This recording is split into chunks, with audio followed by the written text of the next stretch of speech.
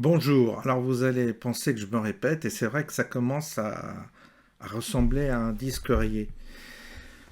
Parce que j'ai l'impression que de plus en plus on marche sur la tête, ça devient euh, compliqué.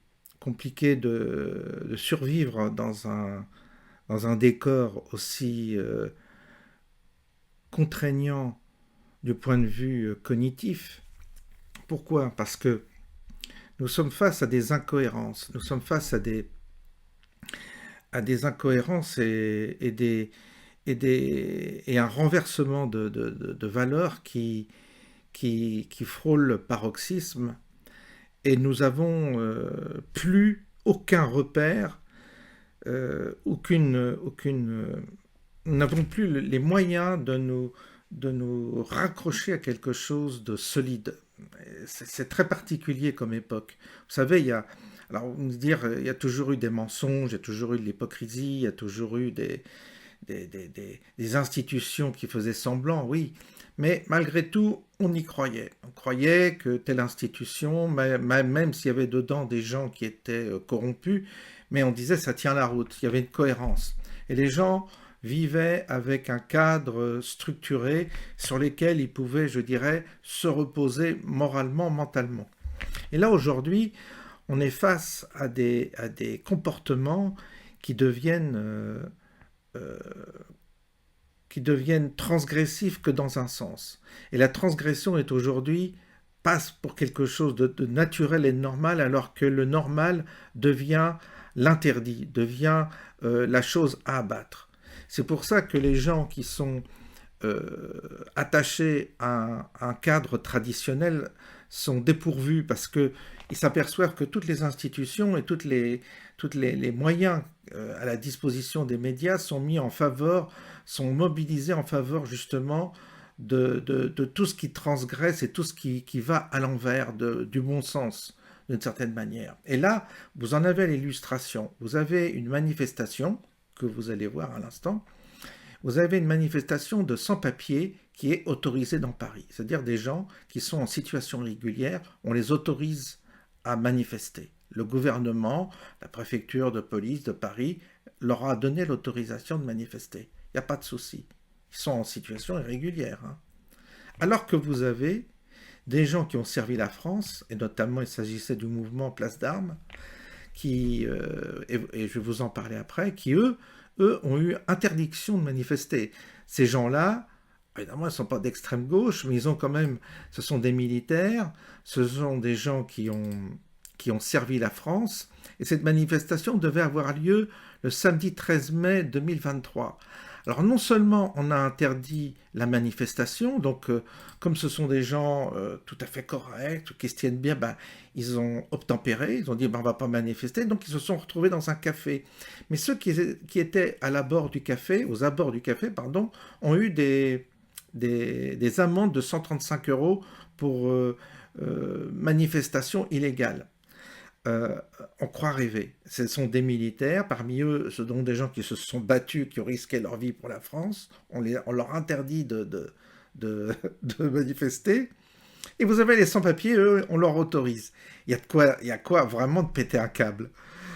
Et tout est comme ça, tout est comme ça. Alors, moi, ce monde me désarçonne évidemment aussi.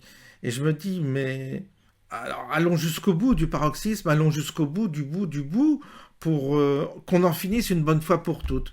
Alors, je vous laisse visionner déjà les clandestins, puis après, vous verrez les places d'armes, comment ça s'est passé. Régularisation de tous les sans-papiers. Régularisation de tous les sans-papiers. C'est pas les sans-papiers, c'est pas les immigrés. C'est la loi, il faut changer. Et cas par cas, on la fait pas. Régularisation de tous les sans-papiers. Régularisation de tous les sans-papiers. C'est pas les sans-papiers, c'est pas les immigrés. C'est la loi, il faut changer. C'est Ciotti, il faut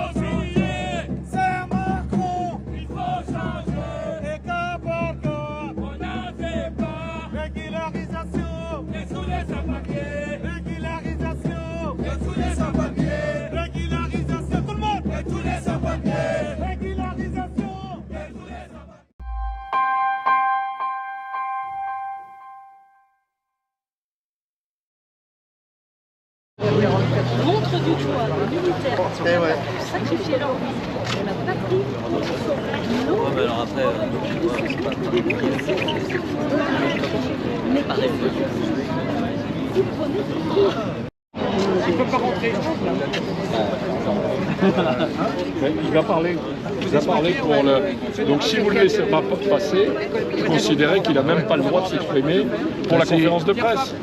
C'est une atteinte à l'expression. Madame vient de me dire que la conférence de presse est interdite. La conférence de presse est La interdite. conférence de presse n'est pas autorisée, la manifestation est interdite. Mais ce n'est pas une manifestation, c'est une conférence de presse. Alors, je vais la faire dans le café, on peut la faire dans un café. Ou alors vous allez venir aussi dans le café. Je vais la faire dans le café. Bon, on fait une conférence. Vous vous rendez compte ?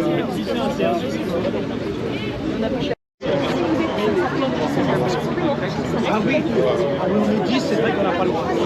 On va la faire ailleurs. Vous êtes là pour faire, écoutez-moi madame, vous êtes là pour faire respecter la loi. La loi elle dit qu'il faut 48 heures avant d'interdire une manif. C'est la loi. Vous ne faites pas respecter la loi.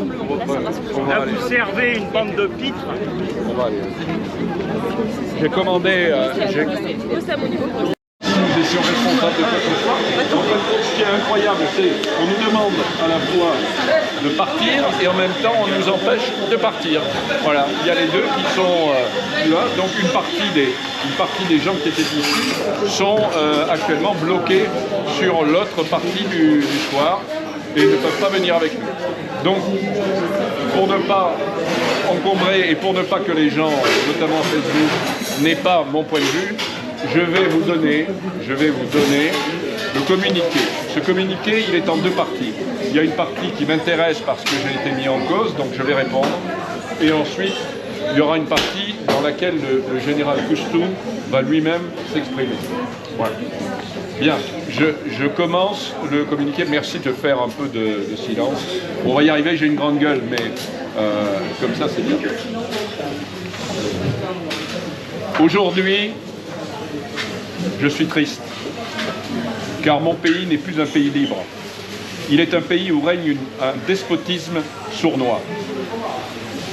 Aujourd'hui, je suis triste, car nous ne sommes plus en 2023, mais en 1984, l'année que décrit Orwell avec le ministère de la vérité, qui n'est que le ministère du mensonge. Car bien évidemment, nous ne sommes pas et ne serons jamais des nervis d'extrême droite. Nous nous situons déjà en dehors des jeux politiques. Aujourd'hui, je suis triste, car je pense à ces millions de soldats morts pour la patrie depuis 800 ans, que nous ne pourrons pas honorer par notre recueillement lors de cette marche.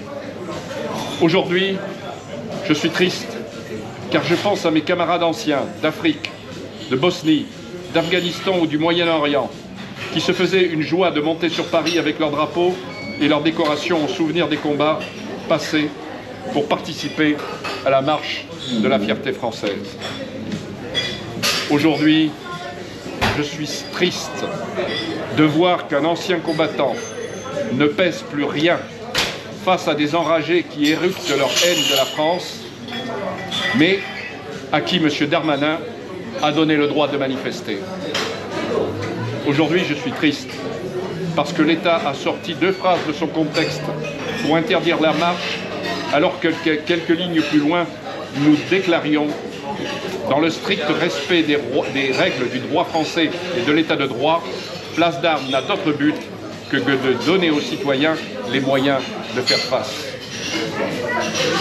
Aujourd'hui, je suis triste lorsque je pense à mon grand-père, envoyé au front en 1915, à l'âge de 35 ans, mort après avoir été blessé à la tête.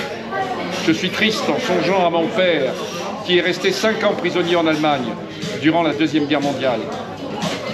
Aujourd'hui, je suis triste, non pas pour Place d'Armes, ou pour la désillusion qu'implique cet arrêté, mais pour ma patrie, pour la France, qui chaque jour un peu plus se désunit et se craquelle, alors que dans notre appel nous appelions à l'union sacrée.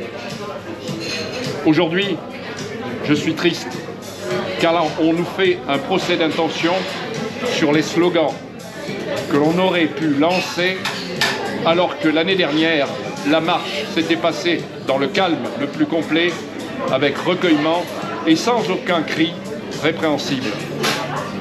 Aujourd'hui, je plains les partis de gauche qui, sans s'en apercevoir, font le jeu du pouvoir en nous pourchassant de leur vindicte.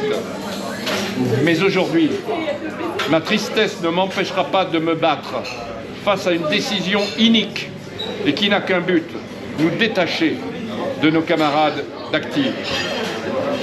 Aujourd'hui sera une date sombre, gravée dans le marbre des atteintes à la démocratie.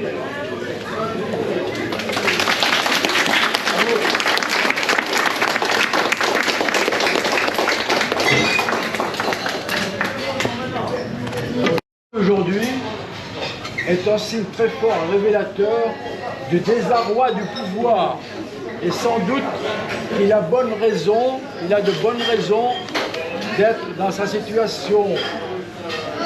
Car il faudra qu'un jour ou l'autre, ils prennent contact avec la réalité. L'année dernière, ça a été évoqué par Jean-Pierre Bernadac, nous avons défilé dans Paris, pas un carreau cassé, pas un gros mot. La préfecture de police nous a quasiment dit à l'année prochaine. Et aujourd'hui, pourquoi nous empêche-t-on de marcher encore dans Paris alors que nous avons l'expérience d'une manifestation qui s'est très bien passée? Place d'Armes. Qui est Place d'Armes? Qui sommes-nous? Nous sommes des citoyens, militaires, civils, militaires d'actifs et retraités. L'objet social de Place d'Armes, c'est le lien entre l'armée et la nation. Il appartient à personne en propre, ou plutôt, il appartient à tout le monde. Encore faut-il que l'armée subsiste et la nation également. Que faisons-nous?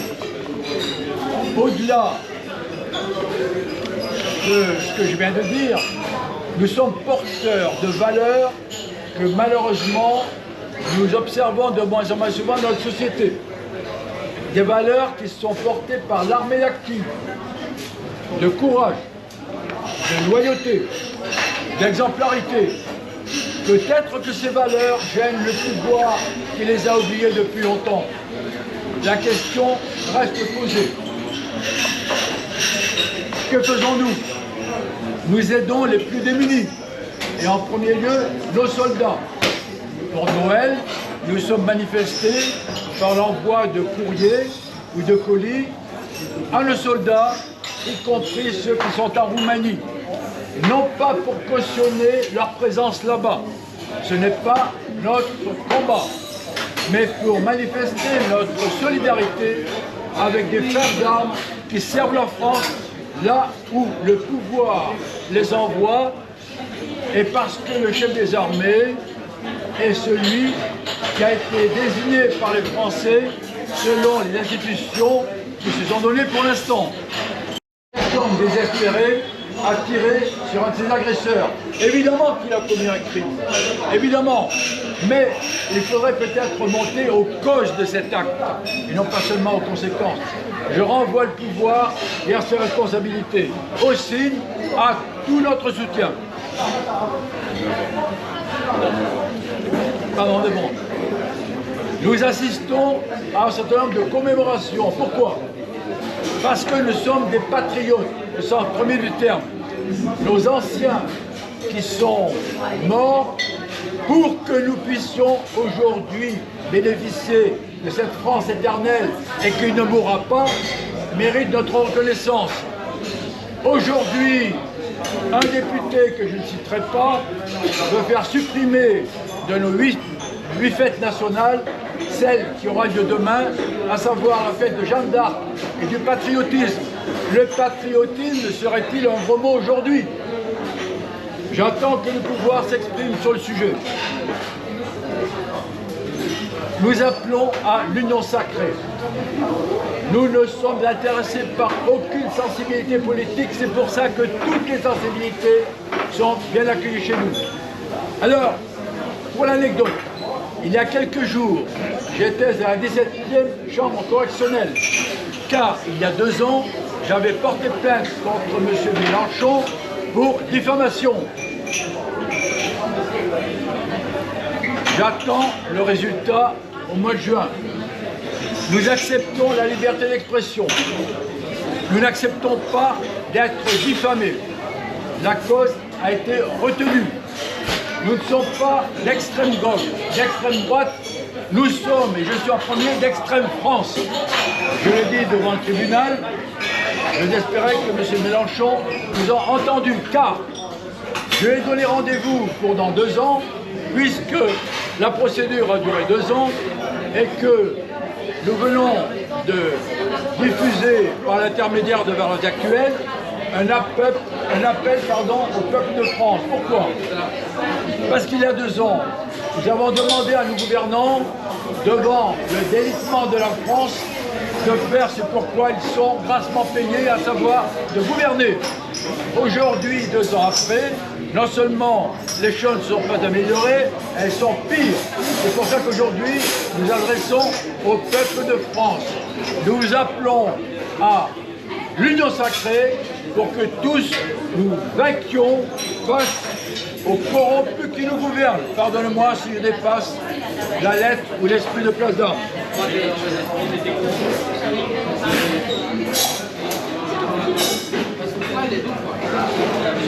Est-ce que le mot patriote est encore recevable aujourd'hui?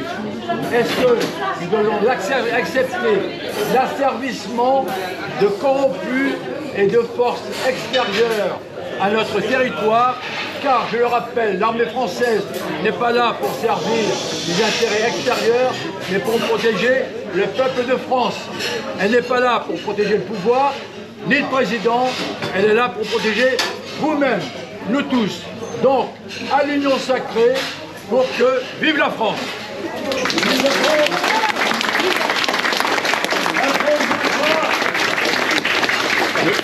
Je voudrais juste vous lire deux mots qui montrent la honte de ce pouvoir. Voilà ce que M. Darmanin disait il y a quelque temps. Le petit-fils d'immigré que je suis ne fait pas le lien entre immigration et délinquance. Ok? Maintenant, voilà ce qu'il disait quelque temps plus tard. Il serait idiot de ne pas dire qu'il y a une part importante de la délinquance qui vient des personnes immigrées. Allez comprendre. En tous les cas, nous, on a compris une chose. C'est que M. Macron, je dis monsieur parce que vu la manière dont je le considère, je préfère. M. Macron ne dissout pas l'Assemblée, mais il dissout la foule des patriotes et des anciens militaires. Bravo.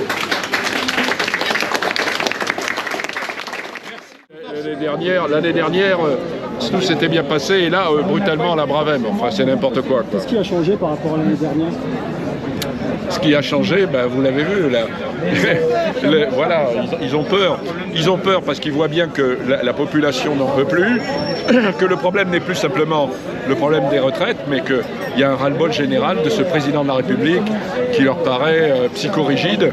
Et quand vous avez ça, eh ben, les gens petit à petit, ça monte, quoi. Ça monte, on sent que la cocotte minute est en train de bouillir. Alors évidemment, nous qui avons une relation privilégiée avec l'armée, ça leur fait peur, évidemment. Est-ce que vous avez eu quand vous avez parlé tout à l'heure avec les policiers et gendarmes, en aparté, certains vous ont dit leur gêne d'être là? Non, non, mais ce sont... Alors je leur ai dit que j'étais capitaine, mais ils m'ont dit que ça se voyait pas, ils ont raison d'ailleurs. Parce que moi j'ai commandé un escadron comme le type avait son escadron, hein, de gendarmerie mobile. Mais vous savez, il faudra beaucoup pour que des gens qui sont super entraînés à agir pour l'État n'agissent plus pour l'État. On leur bourre le mou constamment et donc par conséquent c'est très compliqué. Mais un jour, ça peut arriver qu'ils se disent bon bah là on se fait manipuler par l'État, j'en sais rien. En tous les cas, moi je ne souhaite ni l'un ni l'autre. Moi ce que je souhaite, c'est simplement pouvoir m'exprimer librement, ce qui n'a pas été le cas avec cette marche que nous n'avons pas pu faire. Et j'en suis vraiment désolé. Vous pouvez résumer ce que vous préconisez en fait? Quelques 3 ou 4 lignes par exemple d'action. Mais je ne sais pas. Je ne sais pas encore. Les actions, on verra. On va faire certainement des pétitions, on va faire autre chose. Et puis on verra. Si on peut, on refera une marche. Si on arrive à avoir satisfaction sur le référé, on fera une marche. On refera une marche. Ça c'est pour vos mouvements, mais pour un point de vue gouvernemental, pour remédier aux situations pour le procès. Écoutez, pour l'instant, je n'ai rien à dire de plus. On verra. On va voir avec le bureau politique et on va réfléchir à tout ça. Et on va voir ce qu'on va faire par la suite. Merci. Le triple, quadruple jeu, on ne sait plus. Et à quel moment vous pensez que l'armée peut faire le constat que le pouvoir en place, c'est une question qu'on me pose 10 fois par jour. J'en sais rien. Et si vous voulez, c'est pas mon but. Mon but, il est aujourd'hui de dire simplement prenons des valeurs qui sont des valeurs saines, qui sont celles de l'armée, et sachez une chose, c'est que l'armée sera toujours du côté du peuple. Voilà, ça j'en suis certain, parce que je l'ai connu quand j'étais militaire. L'armée est toujours d'abord pour son pays, d'abord pour la France, et ensuite elle est du côté du peuple. L'armée, elle obéit à un gouvernement, mais un gouvernement est temporaire. Et elle obéira demain à un autre gouvernement, c'est pas ça. L'armée, elle obéit avant tout à une nation, une nation géographique, culturelle, culinaire, ce que vous voulez, mais à une nation. Et c'est ça pour nous qui est important, cette idée nationale. Donc si le pouvoir fait du mal à son peuple, on pourra compter sur l'armée. On verra. C'est ce que vous en dites. On verra, j'en sais rien. Est-ce que Darmanin devrait-il avoir peur de l'armée? Ah ben oui, mais il a peur. Oui, il a peur. Il a peur. Ah oui, il a peur. S'il n'avait pas peur, on n'aurait pas été interdit. Évident. Il a une trouille. Il peut pas interdire l'armée d'active, alors il interdit les gens qui sont à la retraite, et puis voilà. Est-ce que c'est obligatoire de déclarer une manifestation? Non, c'est pas obligatoire. Alors pourquoi le faire? Mais parce que on pensait, l'année dernière on l'avait fait, ça s'était très bien passé. On l'a fait cette année de la même manière. Il faut récidiver au plus tôt sans la déclarer. Comment? Il faut la refaire sans la déclarer. Ah ben peut-être, oui, vous avez raison, oui. Ouais. Mais ça ne les empêchera pas s'ils veulent de nous interdire. Oui, mais on ne risquera pas d'être Je pense qu'au 14 juillet, tous les pelotons de l'armée qui défileront montreront des signes de défiance. Vous avez un passé sur lequel, l'année dernière, quand vous avez défilé, il n'y avait aucun désordre sur la voie publique. Aujourd'hui, à votre avis, pourquoi? C'est une question idéologique? Vous avez tout résumé. L'année dernière, il n'y a rien eu. Et donc, voilà, mais je vais vous dire, moi j'ai mis au point un truc. Il n'est pas là, Magnon. Je voulais montrer la pancarte là. On va faire une petite chose, c'est qu'on va faire des affichettes avec un chiffre, 58%. Pourquoi? Parce que il y a 2 ans, quand la lettre apparut, 58% des Français étaient d'accord avec la lettre.